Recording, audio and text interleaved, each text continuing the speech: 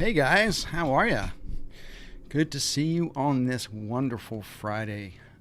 It is absolutely gorgeous here on the East Coast. I hope it's gorgeous where you are as well. And let's see who we got. Ron is in the house, and Prosper and Peter Lewis at Quirkworks is here. Ryan, Sonia, awesome. Good to see you, Sonia.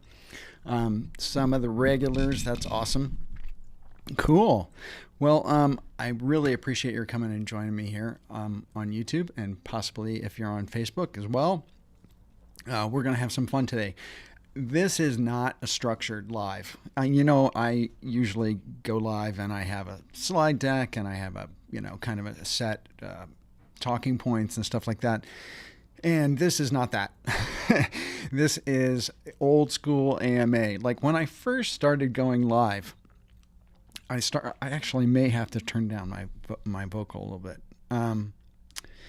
When I first started going live, I didn't prepare anything, didn't have any slides. I just went live, did AMAs, and it was totally fun. And, over the years, I've gotten more and more together, done more lives, more webinars, et cetera, et cetera. Here, I got to put this up here so you guys know this. And things have gotten more professional, but definitely more structured. And so I just, the last couple lives that I've done have been with Daniel Scott, who is launching a Figma course, and Ian Paget, who is launching his book. And so I've been helping other people, my colleagues, promote their stuff. And I haven't gone live for myself in a while. And I just thought, hey, I'm just going to jump on and do an AMA. So that's why I'm here. That's what I'm doing. I have very little basically prepared. So Laura, good to see you. Testimony, good to see you. Ildiko, I hope I'm pronouncing that right. So awesome. So I hope you guys are coming to the table with some questions. Otherwise, this is going to be a really short live. And so if you have a question, please do me a favor and type the word question in all caps before your question so I can see it, because sometimes people go and they chat or they get on a topic and stuff runs by and I miss questions. So please type question in all caps or question, because then I can see it come in. All right. So that's a little ground rule. And so I'm going to take that off right now, and then I'm going to just put all this stuff up there. So get on my newsletter, my email list, philipandustin.com/muse. Follow me on all my social. Definitely follow me on LinkedIn. I'm doing a lot of stuff there now. YouTube, Instagram, Threads. So I have officially bailed off of Twitter. I need to take this off because I haven't deleted my account, but I basically am not participating on Twitter anymore. I think it's become a bit of a mess over there. I don't want this video to get flagged. So I'm not on Twitter anymore. It just wasn't working for me, and I wasn't getting a lot of engagement there, and it just kind of was not my major platform. So I thought, why waste the energy, right? And so because I am your crash test dummy to an extent, that is a lesson that you pay attention to your analytics, and you dive deeper into the stuff that's working for you, and you sunset the stuff that isn't. And I beat a dead horse on Twitter for a number of years, and I was wasting time and effort on it. And so I basically have walked away from it. And for that sort of conversational thing, I'm doing that on Threads. So if you haven't followed me on Threads, please follow me on Threads. And if you're not on Threads, you should definitely do it, because it's a lot cleaner than Twitter. It doesn't have a lot of functionality yet, but they're building that functionality in over time. And like, it doesn't have hashtags. It's very difficult to actually discover people. There's no kind of groups. So it's like a chat of everyone that you know or are already following you or connected with you on Instagram. And so if you don't have a huge following on Instagram, you kind of go into Threads without a lot going for you, and it's difficult to kind of grow it. But I think that they're going to fix that over time. Cool. A couple questions coming in. That's great. I want to also talk about some other stuff just really quickly. If you're on Facebook, with Ecamm Live, the software I use for this live streaming, if you're on Facebook in the Brand Design Masters Facebook group, you want to make sure you register for chat. So you have to go to ecam.live and then this series of numbers and letters, and you have to register for your avatar and your name to show up in chat. Otherwise, you just show up as a generic user with no avatar, and I don't know who you are, because I really I read my chat mostly from YouTube. I'm going to turn my levels down a little bit because I think I may be distorting. Hold on a sec.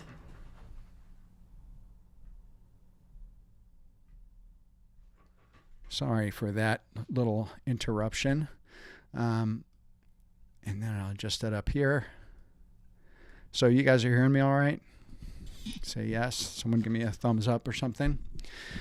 Yeah, so that's an example. There's someone in the chat right now that I can see. You probably can't see it on YouTube, but it says Facebook user. Hello, everyone.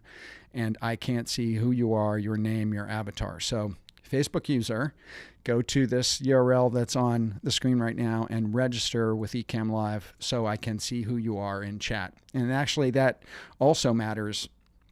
Great, thanks, Ildiko. I appreciate that feedback on the sound.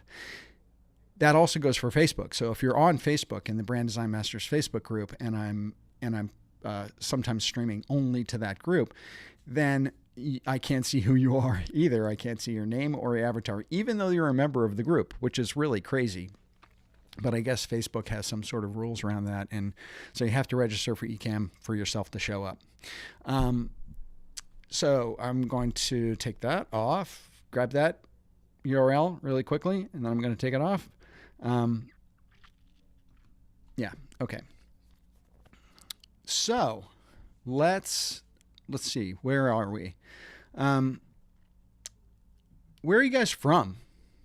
That's one thing I want to know. Like I said, today is not super structured, so it's going to be a little Wild West. Where are you guys from? And where are you from, and how long have you been in the industry? If you're a creative professional, how long have you been a creative professional? And if you are not a creative professional and maybe you're an entrepreneur, you have your own business, products, services, I'd love to know what that is too, just so I can kind of tailor my answers or my focus around my answers to who's hanging out today. All right. That would be really cool. Ron's from Dayton. Ildiko is from Montreal. That's cool. Dallas. Yes. Gabby from Dallas. Cool. I know who that is. All right. So just, most of you have maybe been Columbia, 17 years as a graphic designer. Laura. Okay. That's cool. That's some experience. 8 years for Ron. On and off for Prosper. 39 years for Ildiko. Okay. Okay. So we got some experience in the house. That's awesome. So I don't know how much you guys know about my background, but I'm just going to give you a quick little snippet because I'm doing an AMA today and because I'm giving you feedback and answers from my point of view. I want you to understand where that point of view is coming from. So I started off as a fine artist. I actually started teaching painting and drawing early in my career. And then I taught in the south of France, and I came back and I started a t-shirt company in New York and put my designs on t-shirts, sold them around the island of Manhattan, eventually went to work for a larger t-shirt company, and then moved into the fashion industry at Old Navy doing apparel graphics. So I went from fine artist to doing illustrative sort of graphics and then putting them on apparel for sale. That's how I kind of moved into the product industry. And so I was at Old Navy for 11 years. I went from senior designer up to vice president in charge of 5 divisions: graphic design, packaging, CAD, textile design, color, and trend. And I was overseeing 65 people there. And eventually they did a big restructuring and I got laid off and I got sent to, or I didn't get sent. I jumped over the street to the agency side and went to work for a branding agency, a global agency in San Francisco, where I did a lot of brand identity. I cut my teeth in brand strategy. I did tons of CPG work, so consumer packaged goods. And then I made the jump to a larger, more prosperous, kind of more well-known agency, Lander Associates, and was an executive creative director there, overseeing, I don't know, 30 or 40 people. I don't remember. After some period of time there, I went back to the client side and I became a VP of design at PepsiCo. And we built, me and Mauro Percini and a few other senior executives, built the design capability inside of PepsiCo for the very first time. So then I was on the client side working with agencies that I had just kind of been living in for a number of years. So that's kind of my experience. So I've got experience with little companies, big client side companies, big global agencies, small companies. And since then, I've started my own consultancy, which I've been running for 7 years, where I work with entrepreneurs, solopreneurs, creative professionals like yourself, and small to medium-sized businesses, because I'm kind of done with the Fortune 500. I've been there, done that. But I know a lot about it. So I am here today to answer your questions, and I really want to address things like creativity, business, the business of freelancing, work-life balance, inspiration, burnout, getting promoted, moving agencies or companies, jumping the street from agency to client side or client side back. Maybe you're 39 years in your career and you're ready to make a pivot. Maybe you've been working for the man and you're seeing the writing on the wall and possibly getting managed out, and you're knowing that you're going to have to go independent.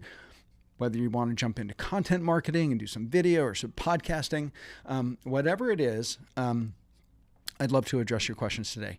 And I have built my consultancy on content marketing. So I started a newsletter, which I've been putting out very consistently for the first 4 or 5 years, and very inconsistently recently because I've had other pans in the fire. But a newsletter, started this YouTube channel that's now been going for about 6 years, and then a podcast, and then a free Facebook group, building Brand Strategy 101, a course, brand strategy course, foundational course, and then the Brand Design Masters Guild, which was a series of mastermind groups, of which the person here in the chat, QuirkWorks, Peter Lewis, was one of the members of that.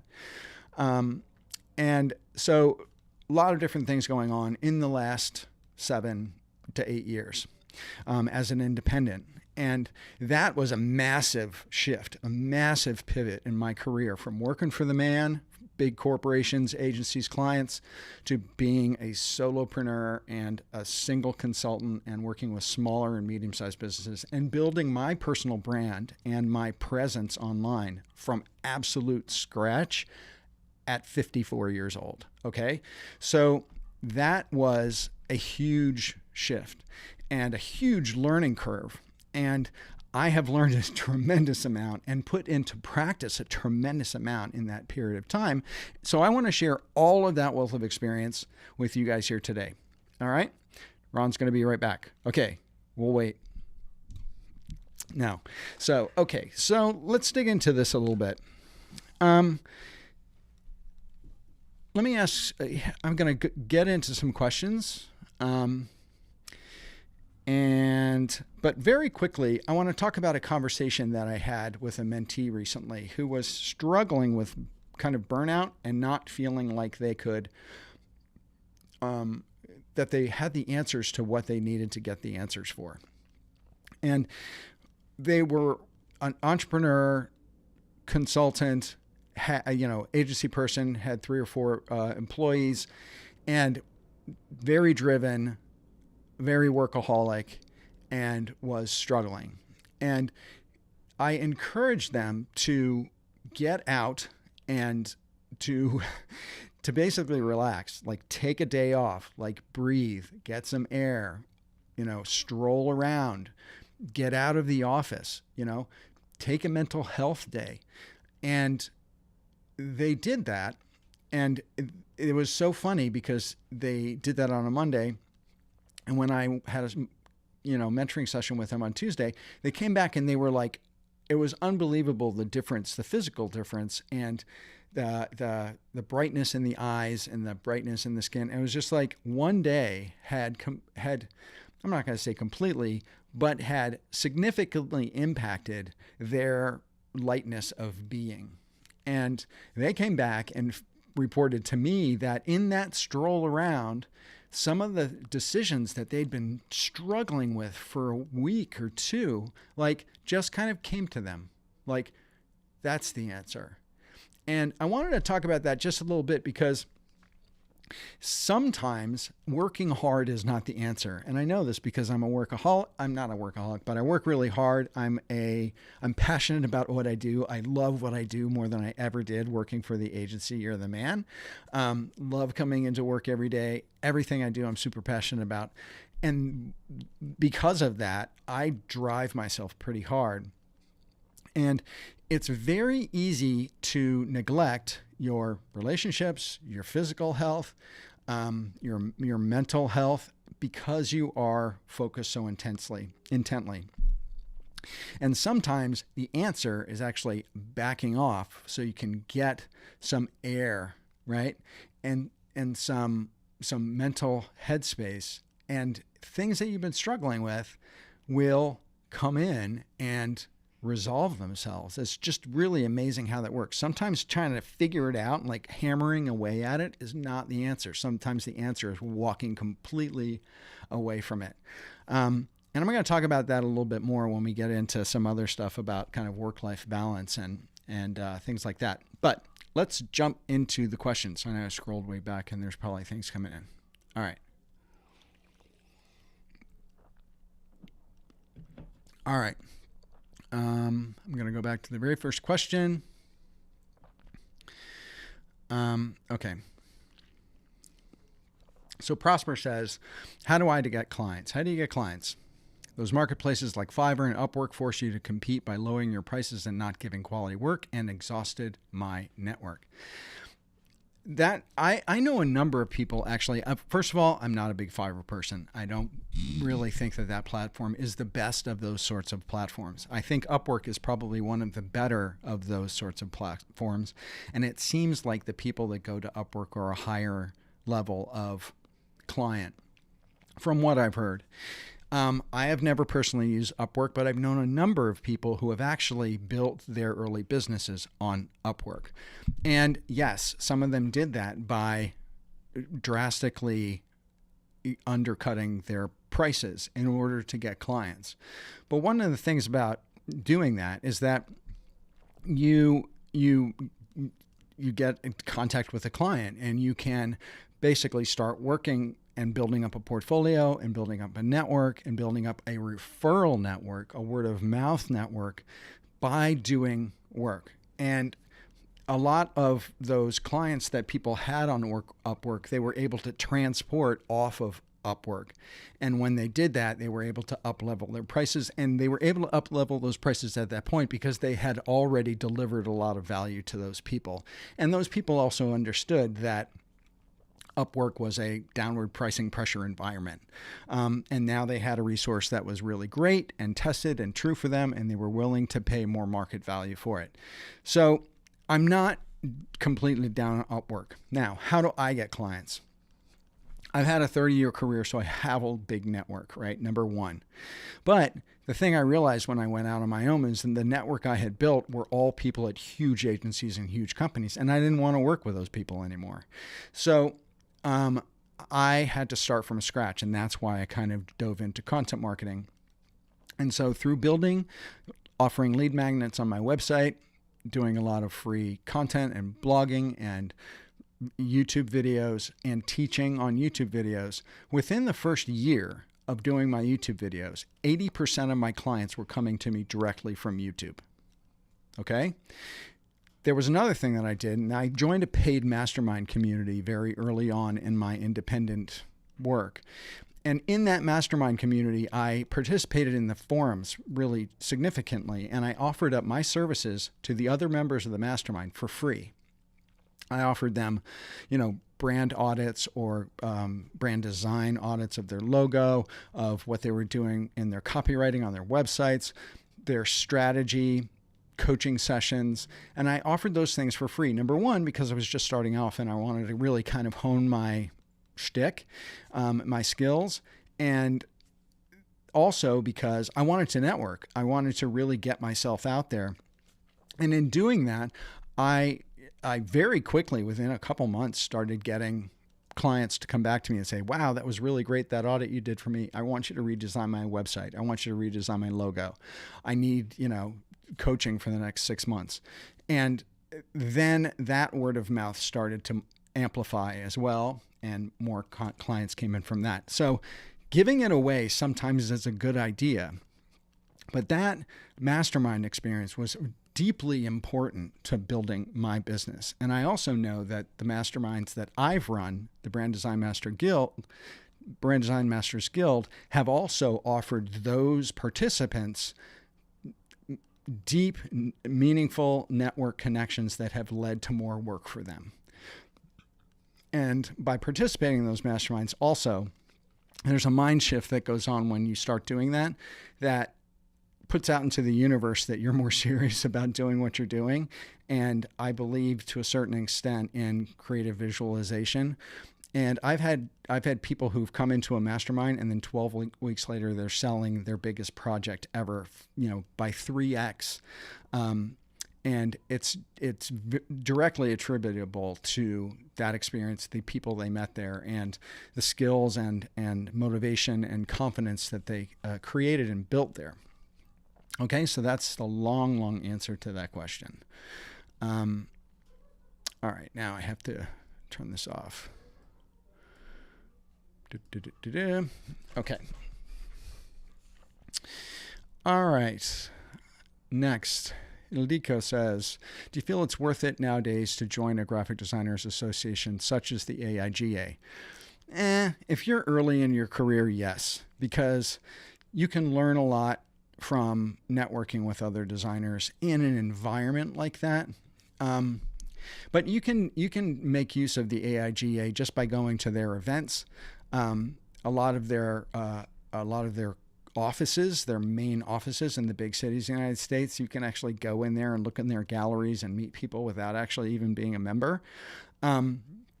So I think it's actually much more valuable for someone, especially with your level of experience, to join a mastermind group. And usually those are paid communities. And you will interact with, meet, develop relationships with, and learn from people who are doing things that you're not doing yet, or being successful at things that you might want to consider doing, products, services, activities that could build your business or up-level your skills or broaden your meaningful network so the word of mouth engine that feeds you work gets broader. And I'm a deep, passionate believer in paid mastermind communities. And because of that, I'm actually launching one in the fall, which is called Bonfire. I was going to talk about this later. But if you go to philipvandusen.com/bonfire, it's going to be a mastermind community for established creative professionals. So these are creative pros who are, 5 to 10 years of experience, not right out of school, not just beginning. These are later mid-career people that we're going to be, gathering in this group. And it's going to be a very, very powerful experience. It's going to have a platform on the Circle platform with a lot of resources, a lot of videos, a lot of live Zoom mastermind meetings. It's going to be a great experience. I'm going to talk a little bit about it later, a little more. But if you go to this URL, /philipvandusen/bonfire, you can sign up. Basically, you're not going to be charged or join. You're basically going to put your hand up and say, I'm interested. And then you'll start to receive emails and stuff when those emails start coming out. But on that website, you'll be able to read much more about what it's going to be. And you might want to consider that. All right. Let's go to the next one. Ryan says, have you played around with Adobe Firefly at all? Yes, I have. Thoughts on this app? I played with the SVG colorization. I thought it was a pretty cool function. I have heard that the SVG colorization is also a pretty cool function. There's other people who are, like Made by James. James. He has been playing with that. There's other folks that I know who are illustrators who have been playing with the SVG function. When they were playing with it, this was maybe a month or two ago. It was buggy, and they weren't like super stoked about what was coming out of it. But this AI stuff is like a week is like a decade in development, so you never know what's coming out on it. In terms of Adobe Firefly, I got early access actually to Adobe Firefly because of my relationships with some people at Adobe and played with it, I don't know, a couple days, and mostly just fun stuff. Like I was just feeding it, weird prompts of like, have my dog playing guitar around a campfire, German Shepherd playing guitar around a campfire. And it would give me 4 versions of that, things like that. And it was really fun. I got to say, it was really fun to see that stuff generated on the fly. But, a lot of the compositing that goes on in it is like it has 5 legs, or it's like, the hand is coming out of someone's side. I mean, a lot of things are really kind of funky about it. Maybe that will get better over time. But it was kind of interesting. It'll be interesting to see how they progress. In terms of like, feeding it prompts that are like, do something in the Bauhaus style, or, give me this illustration, but in an Impressionist or Vincent van Gogh, treatment. I haven't done stuff like that. But I think that everything along the AI landscape is just going to give us a tremendous amount of new tools to work with. I think that it is it's a contentious topic right now because a lot of people think that it's going to completely destroy all the creative professions. I don't necessarily think that. That's what they were saying when desktop publishing came out too. And, we're still here and we have a million new tools. So anyway, that's what I think about that. All right. Did I answer one from you already? No, I didn't. Testimony says, question I've been struggling to get an answer to. What else can creatives offer in business besides physical aspects such as designing, conceptualizing, physical deliverable or digital deliverables, I guess you mean. What else can creatives offer? Well, there are a ton of things, but you have to a certain extent, up level your skills or learn an add-on skill. One of the things I talk about a lot are V-shaped and T-shaped skill sets. Like a T-shaped skill set is someone who's like super knowledgeable and deep in one particular thing. V-shaped skill sets are when you're like a kick-ass designer, and then you also know audio editing and video editing, and maybe you do a little copywriting, and so you have a broader skill set, but maybe not as deep or extremely accomplished in all of them. And that's really what I recommend actually that creatives in this day and age do, is to really push to try to develop more of a V-shaped skill set, because the market is moving and evolving so quickly that you never know when something is going to go poof. And so hedging your bets a little bit is a really good idea as a creative pro these days. And so in terms of what you could offer your clients, if you're doing graphic design, maybe website, you're conceptualizing, you might offer social media graphics. You might offer audio editing. You might offer video editing. You might help them with thumbnails. You might help them as a service to actually post the stuff. A lot of smaller businesses actually don't have people who are directly responsible for their social media, and they kind of do it when they can get to it. And it's very slapdash and haphazard and not consistent, and therefore it doesn't return the ROI that content marketing can do over time. And a lot of companies have no idea what to do. They don't have any concept of like what a content marketing strategy looks like or is, and how you do it, execute it, measure it, move and pivot. And so those are some of the things that you can offer. I also just posted a video this week on how you can, write and create and publish a ebook on Amazon. And there are a lot of people doing that now. And that's yet another, it can be a very light lift if you want it to be. It can be a very heavy lift if you want it to be. But creative professionals are uniquely positioned to be able to leverage and do stuff with that kind of a platform. And publishing books if it's print on demand, if it's e-publishing, is one of those things that can really, really improve your credibility and your perception of expertise in the market dramatically. It is like the best business card you will ever have. And you can also, after you do that for yourself, you could also facilitate your clients doing that, because a lot of clients want to publish. They have no idea how to approach it. And you could handhold and guide them through that entire process. Those sorts of services with those sorts of deliverables are things that you can add on too. Hope that helps. All right. Laura says, what's the first step to become a creative freelancer? Laura, you have a lot of experience. So I'm really kind of curious where that question is coming from. And because maybe you're working for an agency or you're in-house. And I would have to scroll super to the end to find that. I'll do that. Hold on. So answer me and tell me, if you're still here, what the first step, where you are and where you're working, because that would really help me.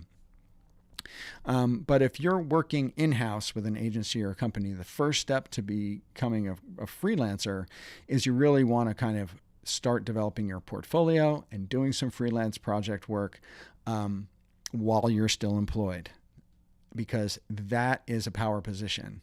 And it will also, so Laura says, always worked for companies and agencies. Okay. So I got to scroll back because I don't want to miss everyone's question. Is to start picking up little freelance projects here and there independently on your own while you're still employed. You want to start building your portfolio of independent work while you're still employed. And if you don't have the time or energy to go out and get actual paying clients, the beautiful thing is that you have a paying job already. So it's not like you're under the financial pressure of bringing in big dollars for your creative work. And so you can go out and get pro bono jobs. You can do, things for nonprofits or local companies and do it. And the beauty of pro bono is that you can offer to do really cool projects for companies. They're getting it for free. So they're like, yay, bonus. And the thing about pro bono is that because you're doing it for free, you have a lot of creative control. And that's one of the reasons why people do pro bono work, is because they can get, actual projects done for actual companies, and they have a whole lot of creative control in what the decision-making process is for what the end deliverable is. So the beautiful thing about it is that you can create your best work, right? You can create exemplary high-level design and for real projects, for real companies, and start gathering those things for your portfolio. In doing that, also, you're going to be gathering a lot of goodwill from those companies, and your work's going to get exposed to a lot of people in those companies. And if you do that, that word of mouth is going to grow and start returning real paying clients. So it's a great way to start. And then you want to start getting those paying clients while you're still working. And when you meet the point where you can't continue to grow or scale without leaving your full-time job, you make that determination of whether that's something that you want to do. That's what I would recommend. All right, Laura. Okay. Sonia asks, have you ever used or played with Adobe Express? Yes, I have, but not much. And that's mostly because I don't use Canva personally. My kind of marketing team does. Adobe Express is basically Canva with an Adobe slapped on the top of it. And maybe it's more than that. I don't know, because I haven't been in that environment or really worked with it a whole lot. If anyone else in the room has, and they want to kind of weigh in the chat and tell Sonia what you think of Adobe Express, that would be really great. But if you're a graphic designer and you have Illustrator, Photoshop, InDesign, you can do anything. I mean, sometimes it's easier to do things on those platforms like Canva and Adobe Express because it's quick. They have a zillion templates. It's like a really bonehead interface for the design tools, right? And so, your mom could do it. But that's also the issue that I have with it, is sometimes stuff that comes out of it is kind of, it looks like it came out of a template driven app. But it's very quick. And for social media graphics and stuff like that, it's brilliant. But like I said, I haven't dug deep or used those platforms extensively, so I can't speak to it, really in depth. Sorry, Sonia.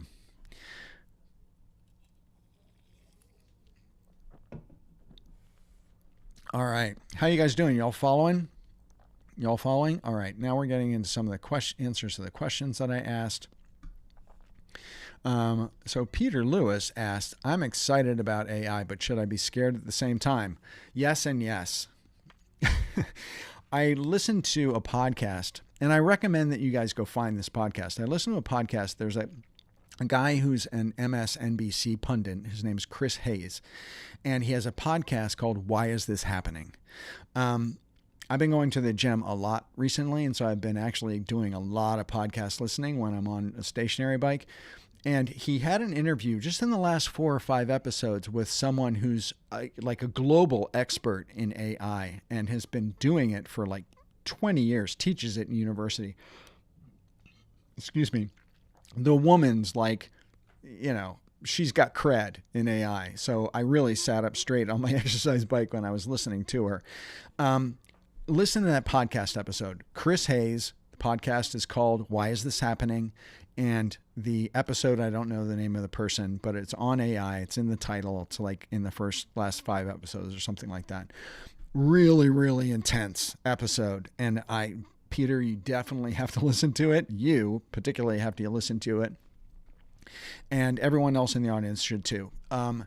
She comes off as being she makes it very scary to listen to, especially for creatives. She thinks creative professions, of one of the professions to go poof very quickly, is like in the firing line. Now, I get that, but she's not a creative professional. And I understand that, Chat GPT for writers and some of the, imagery AI things like Adobe Firefly and Midjourney and all that sort of stuff, are putting some, kind of illustrators out of work too. That's why I am advocating for the V-shaped skill set, because we have to augment our skills across a broader spectrum in order to give ourselves some career insurance. But here's the other thing, and this actually goes back to the question about what else you could offer in products and services. With ChatGPT, you can start offering copywriting capabilities to your clients. With some of the, imagery software or Adobe Express, you can start offering kind of done for you social media graphics. That's going to be very quick and easy for you on a platform like that, but may not necessarily be for your clients. Because if you don't have aesthetic capabilities as a client, you can create bad design on those platforms. If you have really great aesthetics, you can create, in some cases, really nice designs on those platforms. But I am of both minds, right? So I'm subscribed to ChatGPT, and I pay for it. So I get access to ChatGPT 4. And I've been using ChatGPT 4 to really help kind of ideate video titles. In some cases, ideate scripts. I take them, I edit them, I chop them, slice them, dice them, add my point of view. It's giving me a lot of great starting points for things that used to be a little more cumbersome. So I gotta say, it's been a really great tool for me so far. I haven't been using any of the imagery level ones. Now, when we start getting down the road of it creating layout and design, where you're giving it a creative brief and, the key text points that have to be in it and some sort of design, and it's going to, kind of kick out something that's an actually fully fledged graphic design, that could get weird. But, and maybe someday Adobe's going to plug that into Illustrator. And so you're going to be able to do that and get, an AI file out of it or an InDesign file out of it. That is kind of yet to be seen. But the one thing I want to kind of surface is, there's the writers' strike going on in California right now.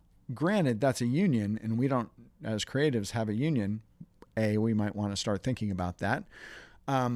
They are pushing back on the use of AI and also intellectual property rights to your own image. Like actors are starting to do that, as push back heavily on that as well, with all the deep fakes that are going on too.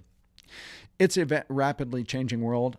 I don't profess to know everything about it, but I did exist and go through the entire desktop publishing revolution, and everyone thought the world was coming to an end then for about 2 or 3 years, until they realized that it wasn't.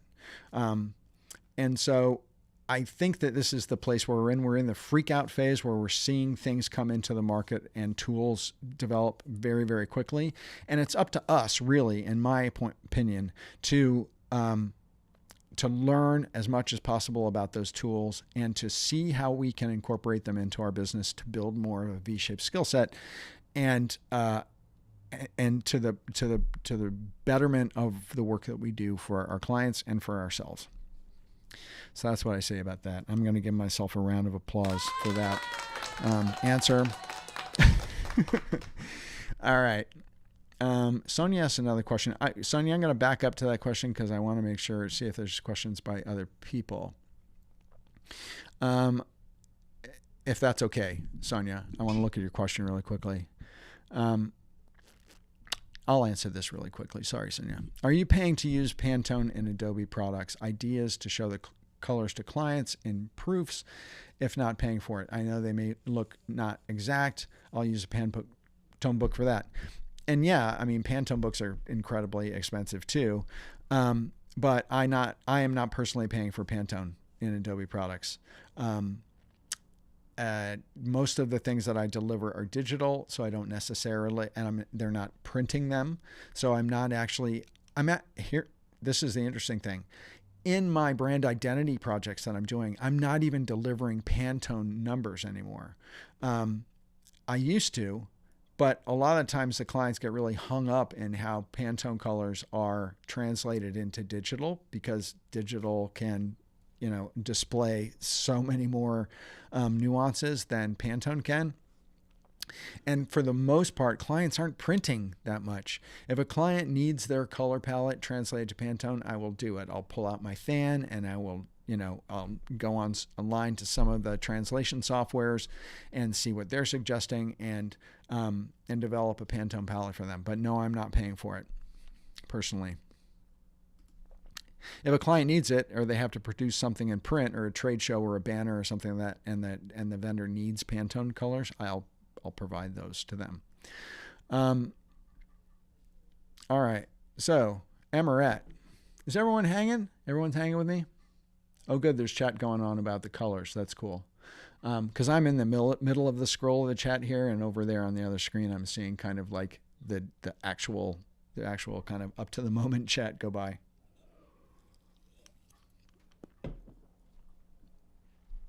All right. All right. Amaret says, I'm working on my portfolio. I only have student work. Can you offer some tips how to show off my Behance portfolio with only student work and mockups? It doesn't matter that you have only student work.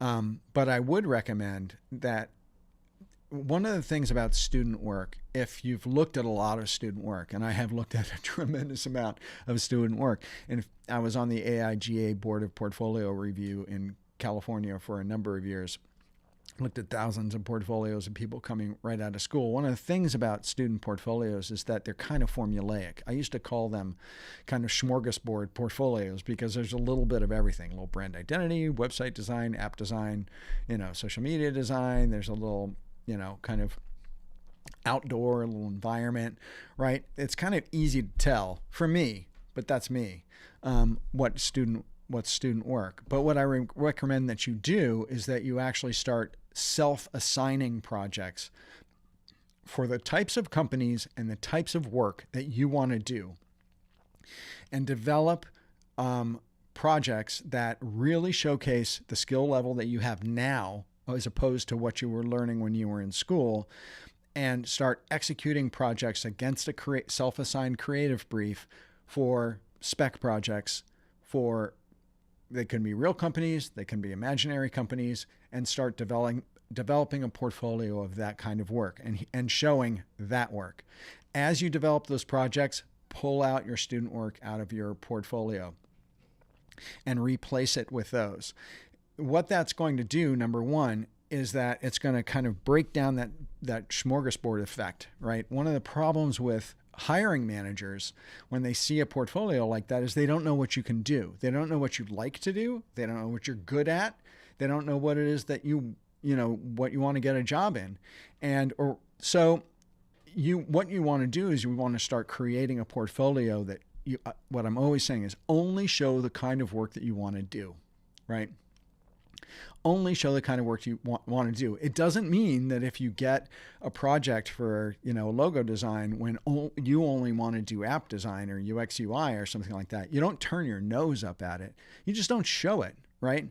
Marty Neumeier, who you guys probably know his name, he was the guy who developed all of Apple's packaging at the beginning. He's like a design god. He wrote, a number of books like Zag and stuff like that. And I've interviewed him on my podcast. Super nice guy. And I was talking to him about his packaging work, that he became like back when software had packaging, he became the software packaging god, right? That's how he made his name and started writing his books, etc.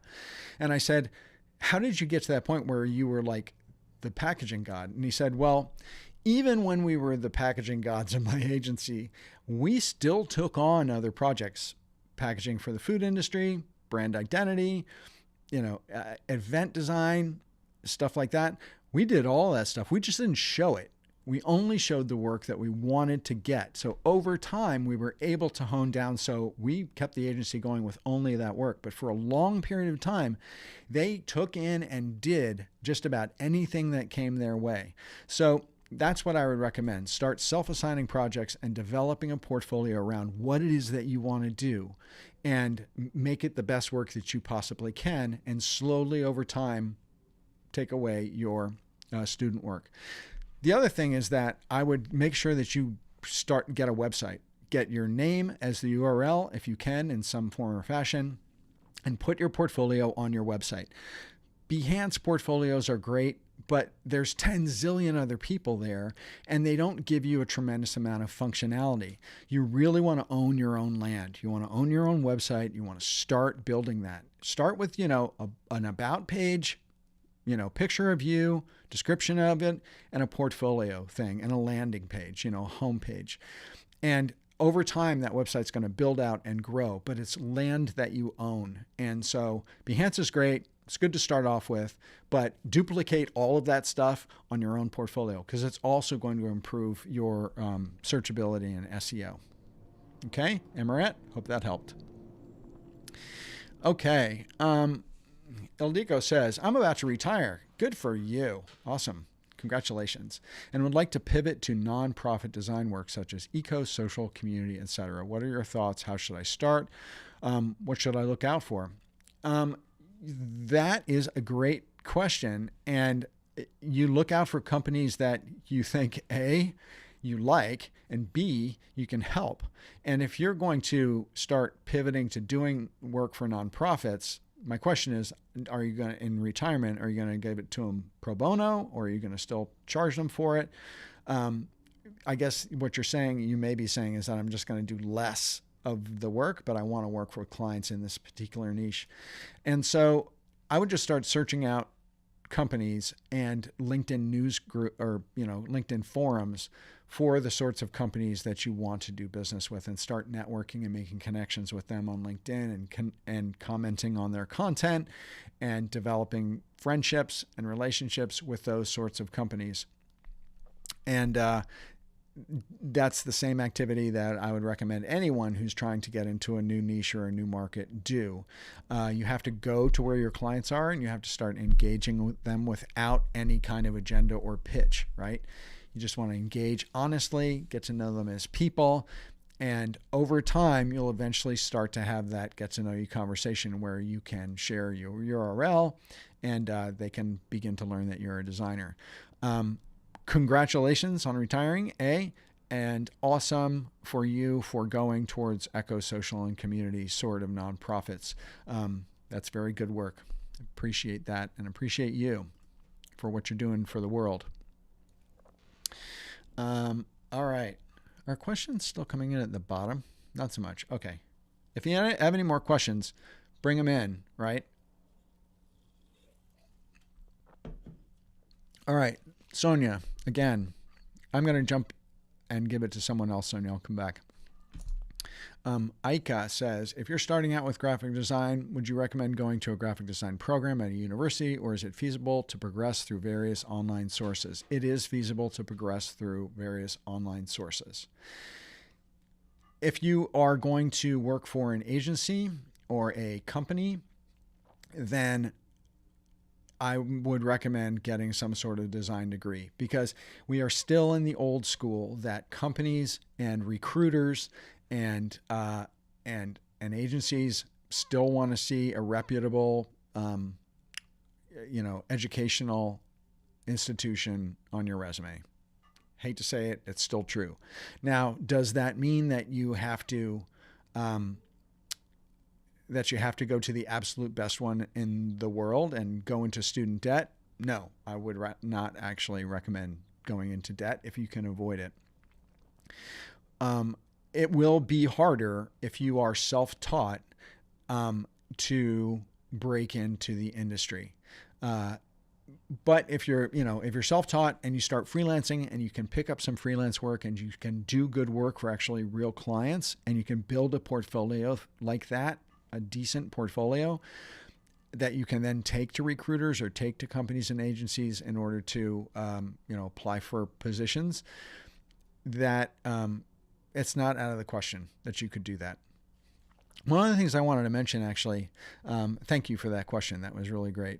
Yes, you can learn graphic design through online sources, but one of the things I would say is that it's not just about learning graphic design. It's about interacting with people like me, like all the other people here in chat, like the other students in the university, looking at their work, looking at how they're progressing, having conversations, making friendships.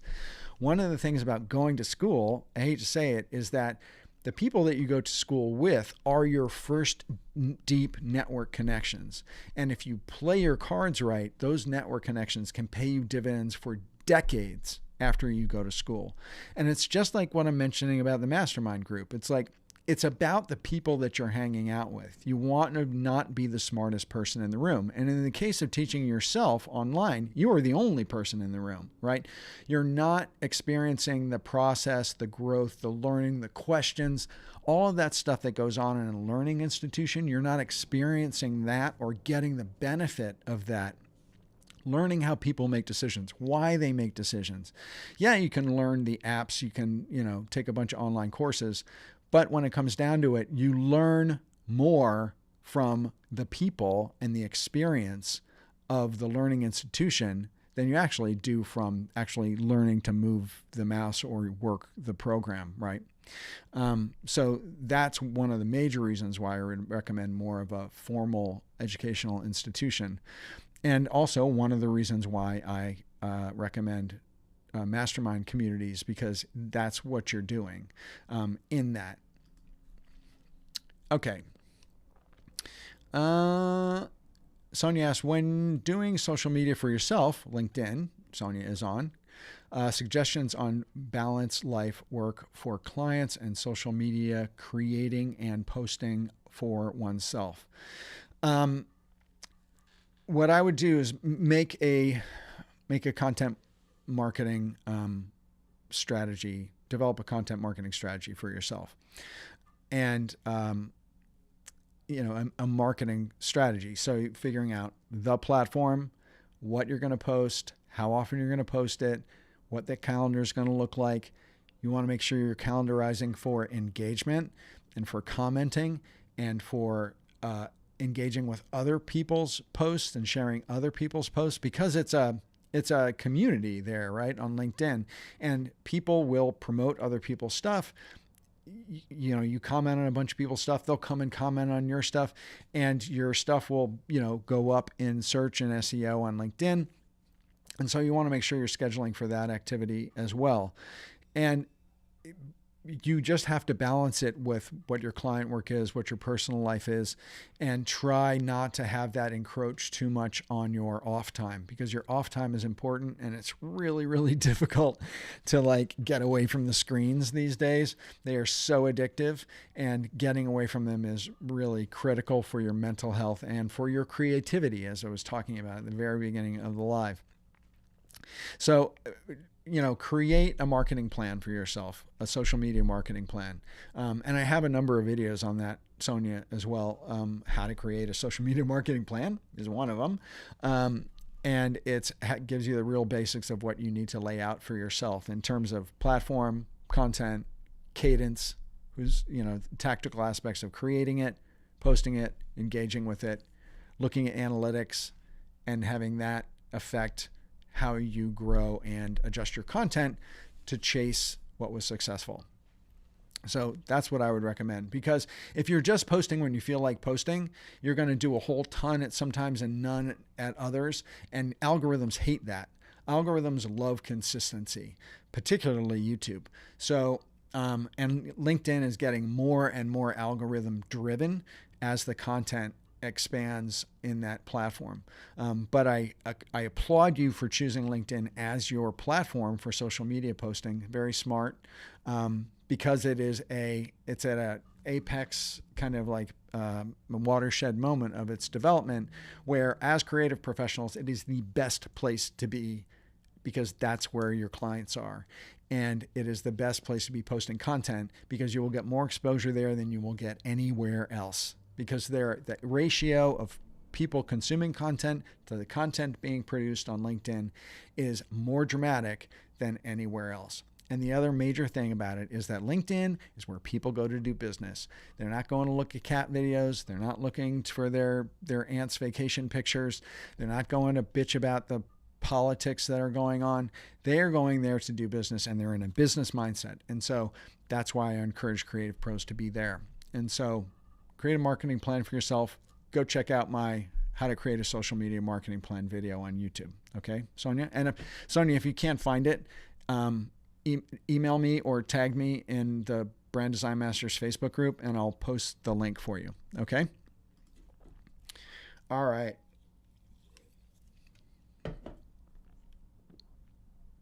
Scrolling on. Jessica Moore has a question. Jessica says, freelancing. I hit a certain number of hours. I know I need to hire people, but number one, it's hard to find quality designers. And number two, my small business customers won't pay higher rates. And that is a very, that's one of those big questions, right? Is when do I invest to hire help to increase our bandwidth so we can do more projects for more clients?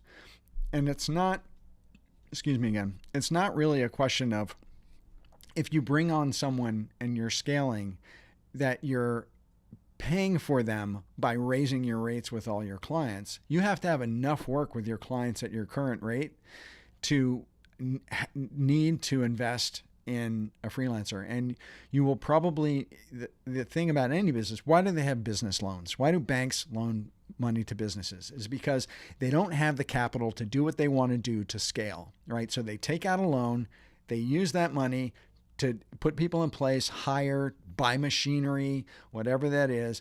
And then when that stuff starts working, they're able to make more money so they can pay back the bank. And to a certain extent, that's what we do as well. You have to either save enough that you can hire a freelancer for 2 or 3 months to give yourself a business loan to make that happen, so you can scale up, or you can increase your capacity and do more work so you can get in more money, so you can basically start paying that person. But you're going to have to either save up 2 or 3 months of pay for that person, or you're going to have to you can look for financing, because there is small business and even solopreneur financing from banks. You could, get a loan for 10 grand or 20 grand and hire a freelancer and start bringing in those projects. Small business customers won't pay higher rates. If you bring on help and they're good, then you can start hopefully getting larger clients. Now, the other part about finding high quality designers, yeah, you're right. It is hard, but there are a lot of them out there, and a lot of them want work. So if you join like the Brand Design Masters Facebook group, you can't really kind of pitch for workers in there, but you can start developing relationships and ask to see people's portfolios and, find out where they live and, what kind of work situation they're in, and develop some of those relationships and network. And that's yet another place where you can invest in a mastermind group where there are a lot of people there who have the similar challenges that you do and are approaching it in a whole variety of ways that you might be able to get ideas from. Or you might be able to make those connections with other designers who are the level of designers that you actually really want to be working with. And so that's another reason for that. One of the things I wanted to mention, you guys, is Adobe Max. Are any of you going to the Adobe Max conference? It's in LA on October 10th to the 12th. I'm going to be out there this year for the first time. I can't believe I've never gone before, but I'm going to go physically to LA to go to Adobe Max this year for just the 2 days, not the 2 days leading up to it. There's like workshops and labs on the first 2 days, and then there's the 2 days of the actual conference. I'm just going to the actual conference. But are any of you here in the group planning on going? I'm curious. And if you are, I'm going to ask this inside the Facebook group too, but we might want to have like a little get together, little cocktail party somewhere, some hors d'oeuvres, or a quick little mastermind meeting or whatever. I'd love to meet any of you who are interested in hanging out in LA, October 10th and the 12th. So I just thought I'd throw that out there. All right, I'm looking for the word question. Laura says, how can we deal with imposter syndrome? Imposter syndrome is generally, it comes to people who are qualified. And the higher level you are, the more there are instances of imposter syndrome. I've coached a lot of executive coaches, and I've also coached some senior C-suite level executives. And I can tell you and I also coach, other designers at different levels of their career. I can tell you that there's more imposter syndrome the higher you go. And so if the signal that you have it makes me sense that you have a level of accomplishment, that you start to have this kind of war inside yourself. Am I worthy of or is my experience real? Is it really valuable? Can it really, bring something to the table? And so what I would encourage you to do is to, number one, there are a couple amazing books on imposter syndrome. And one of them is if you go to my website, philipvandusen.com/books, it's a huge list, but there's a book on imposter syndrome in there that you should definitely check out. And another, and I hate being broken record, but another way that you can deal with it is by making sure that you're interacting and networking with your peers, and peers that are more accomplished than you are, because there is a level of confidence that is built in those sorts of relationships. And imposter syndrome many times comes from a lack of confidence in decision making and a lack of confidence in direction, motivation, right? Like deciding where you want to go and building up the courage of doing that thing or taking on that goal. And by networking with others in mastermind groups, individual groups, or even in individual relationships, there's a level of camaraderie and shared experience and power and confirmation and inspiration that builds confidence in people, and their decision-making confidence increases the more they participate in those sorts of groups. imposter syndrome can be crippling if you're by yourself all the time. And so I would highly encourage you to start really interacting and building some meaningful network relationships with others, because that's going to really build your confidence. And, you know, Laura, you have a lot of experience, if I remember correctly, back in the chat. And so that tells me something right there, is that you have a level of accomplishment and experience that's bringing on imposter syndrome. But I also think that sometimes creative professionals in their careers can get isolated, especially when you're working in an agency or a client-side company, because you got to be careful about what you say and how much vulnerability you share, and, you know, anything about our outside work with clients in those sorts of environments. You don't have to worry about that in a mastermind where you're not in your work environment and surrounded by your manager and all these other people, where you can't be vulnerable. You can't share the projects you're working on or the decision that you're having trouble with, right? Because you don't want to kind of show that level of vulnerability in your workplace. You want to exude a level of confidence there, right? So you're going to have to, I would recommend that you find that somewhere else. Okay? Hope that helps. Daddy B Music says, could you please say something about your Zoom setup and the software you're using to enhance your webinar? Yes, I absolutely can, Daddy. I will do that. Let me see what I can show you here. Number one, this is one thing I would show you, is that I have what's called a Stream Deck. It's a USB kind of push button thing that is essentially, you can trigger video, screens, animations, whatever, on into your software, and your software can be OBS. I personally use Ecamm Live. Ecamm Live is amazing software. It's essentially a television studio on your desktop. Here, let me scoot this over here. So I have a camera. I have a Sony A6600. It's a awesome camera. I have that hardwired into a router, and I have a powered battery cable going into the battery thing, so it's not working on battery, it's working on regular juice.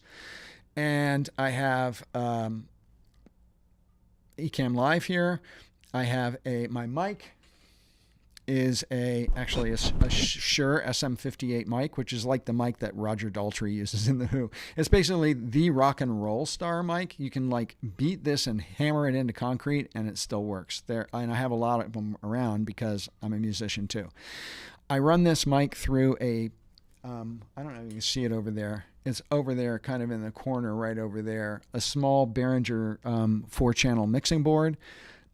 I do my EQ in there, so I do my bass, treble, middle EQ in there. That runs into my USB interface, which is right here, which is my it's a Complete Audio 2 interface that runs into my laptop, and I have a PowerBook MacBook Pro M2 Max. It's a very new MacBook Pro. I got to tell you, the new MacBook Pros are insane. Like they hold on. Is there anything else I need to talk about? Oh yeah, and I have two LG high resolution LG monitors that are mounted to the desk. One, I look at what's going on Ecamm Live, and then the other screen I just have open for YouTube for a browser. Or if I actually go to slideshows, I can just I can hit that, and suddenly I have this set up so I'm in inset and I can show slides, and then I can go back to the side cam, or I can go to the front facing cam. I can trigger videos, I can trigger PDF slideshow.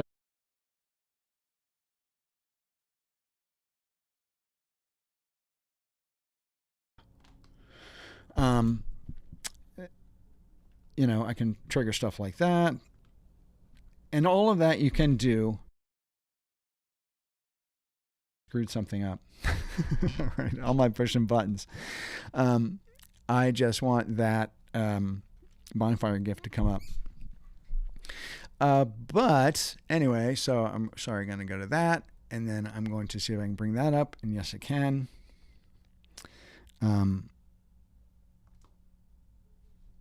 And I'm going to go to the Sony. So now I screwed it up. Okay. In showing you all this stuff, I just started hitting a ton of buttons, and it's easy to kind of like misconfigure things in Ecamm. So anyway, that's my setup. In terms of my desk, I have a couple Mackie monitors. So small, there's like, I don't know, $70, $80 monitors, powered monitors that hook into the Behringer mixing board over there. Placed on either side of my screen, so I have nice sound. One of the things, and I run these headphones I'm getting the mix from Ecamm Live, so I'm getting my vocal. I'm also getting, any kind of like sound effects that I decide to put on, or my funky outro music, stuff like that. And so I'll turn that off. So that's the setup. What was I going to say? I forgot. Lost my train of thought. Yeah. So anyway, so that's my Ecamm Live setup. So I hope that answers your question. All right. So the bonfire fire is lit. So one of the things I wanted to talk about today, just really quickly, is bonfire. I'm starting a paid mastermind community for established creative professionals in October. It's targeted for October. And if you go to this URL, philipvandusen.com/bonfire, you can read all about it. And it is going to be, there's a couple of different levels. There's a membership level where you get exposure to group coaching and a group mastermind. And then there's a little higher level, the Bonfire Guild, which is more a tighter 9-person mastermind group that's going to be run in a slightly different way, but it comes at a slightly different price point. And then there is also a level of direct mentorship. So that's one-on-one professional mentorship from me, which is an investment, and you sign up for it and you will move forward very quickly in your career, I guarantee you, for that investment. And so go to that URL and check it out. I know a lot of the things I was talking about today they really do hook into the idea of the power of what masterminds can offer you. They offer you a level of community and professional growth, people who are on your same journey, who are dealing with the same problems that you are, who are struggling with the same decisions you are, or they've already made the decision that you're struggling with, and you can learn and grow from their experience. And you're building lifelong, meaningful, deep network relationships, which you can partner with people on projects for. They can bring you into projects that they're working on. The level of intermixing, spawning that goes on in masterminds is exceptional. And people's businesses generally grow quicker and faster when they're investing in something like this. And there's also a mindset thing that happens when you're actually investing in a community. You participate more, you take it more seriously, you really set goals, you stay accountable to those goals, and you participate on a very regular level in the mastermind meetings, in the trainings, etc., that happen. And you will move forward, learn faster, grow faster in your business. You're also getting the level of support around your decision making that you don't have right now. I mean, in a lot of cases, a lot of people who are independent freelancers or even working in companies or agencies who want to get out and start freelancing, they can't discuss it with any of their coworkers, right? They don't have the answers of how to do that. So they come to an AMA with a guy on YouTube to see if they can get some feedback. That's the sort of thing that masterminds are just like amazing at. And I always encourage people, don't be the smartest person in the room. Like, being the smartest person in the room is a recipe for mediocrity, or at least moving on a flat plane. You really want to put yourself into a community where you are being challenged, where you're watching other people succeed and do things that you never thought that you can do, and then suddenly you realize you might be able to do them, and you know somebody now who can tell you the very first step of how to get there. And so I highly encourage you to go and check this out. just, click on the link. You can get on the mailing list, raise your hand and say, I'd be interested when this thing goes live. And then you'll start hearing more about it when it gets kind of really starts moving. So definitely check that out. You got it, Prosper. You got to go to the website, and all the pricing's at the bottom of this on the sheet. So go check that out. Like I said, there's a number of different levels, and you can read about what they are. Okay. So you guys, this has been really, really fun. I hope you've enjoyed it. I totally have. I always go way over my hour target for my lives. You guys asked some really, really amazing, cool questions. And so I thank you for that. Thanks for coming on, a wonderful day and a really kind of very wacky, unstructured live stream. But I think that it was great, right? I mean, Jessica dug it. Okay. Hey, Jessica, did you feel like you got a little bit of clarity or answer from my answer to your question? I'm curious about that. So Ryan, Aka, Daddy Music, Laura, Jessica, Ildiko asked a great question. Jessica did as well. Of course, Sonia Pastor asked a number of really good questions. Amoret, Robert Smith's here. Oh, cool. I didn't know Robert was here. And Ron, Thriving Outdoors. Good to see all of you guys here. It's really, really awesome that you decided to show up. And I really, really appreciate it. And so please, if you have a moment, you're about to head out from the office, or you're like done for the day, or you're going to skip out, things have dust has settled in the old freelance desk. Go check out Bonfire. And the other thing is that if you read that page and you're interested in it, there's a number of videos on it too, where I discuss some stuff about it that you can watch the videos. Pop over into the Brand Design Masters Facebook group. If you're not a member of that group, you should definitely join. Here, let me just switch this over really quickly. I'm going to turn that off and turn that on. Go to facebook.com/groups/Brand Design Masters and apply to get in. Make sure you answer the questions. Make sure you give your email address. It's the price of entry, because if you don't, you won't get in. Okay? So I want to tell you that. We deny people entry every day, dozens of people every day who don't answer the questions, and they, just expect to be let in by some bot. And we review what people say. So join this group, and then come on in after you read the Bonfire page. And if you have any questions, you're interested, pop them into, do a post on the Facebook group, and I'd be happy to jump in there and answer any questions that you have, or, listen to your feedback. I'm really, really interested in your feedback as well. And if you're on my email list and you've gotten emails from me in the past, you can just reply to those emails, and they come to me. They come to my main email address, right? So I answer most everybody who pings me back. And so if you have questions about this live, something I said, or about Bonfire, shoot me an email. Get on my email list, shoot me an email, and we'll chat about it. Okay, cool? All right, you guys. This was totally, totally fun. And I hope you have a great weekend. And get out there and play with some of that AI stuff. ChatGPT, don't be afraid. Get to know it, right? Swim in the stream a little bit, and start to develop your own opinions. I think that is a great idea, and you don't want to just take what's coming down the news, feed about it. You want to experience it yourself. So, you guys, it's been awesome. I hope you've gotten some value out of today. I really appreciate your coming, and I will see you on the flip side.